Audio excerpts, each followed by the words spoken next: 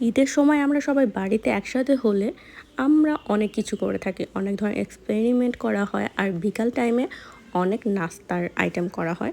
তো আজকে নাস্তায় ছিল হচ্ছে মোরগ সংসার পিঠা বা মাংস পাকান পিঠা, যেটা আমার জামাইয়ের অনেক বেশি পছন্দ। আর তাই আমাদের বাড়িতে গেলে তার শাশুড়ি তো তার জন্য এই আইটেমটা করবেই করবে। মানে আমরা একদিন থাকি বা 2 দিন থাকি, তার জামাইকে এটা করে খাওয়াতেই হবে। আর আজকে আম্মুর হাত ব্যথা ছিল বলে আমি আর হচ্ছে আমার ভাবি, কাকি সবাই মিলে এটা করছিলাম। এটা আমরা খাইতে কিন্তু সবাই খুব পছন্দ করি, তাই একটু বেশি পরিমাণে করা হচ্ছিল যেন সন্ধ্যার টাইমটায় আমরা সবাই একসাথে মিলেমিশে খেয়ে ফেলি।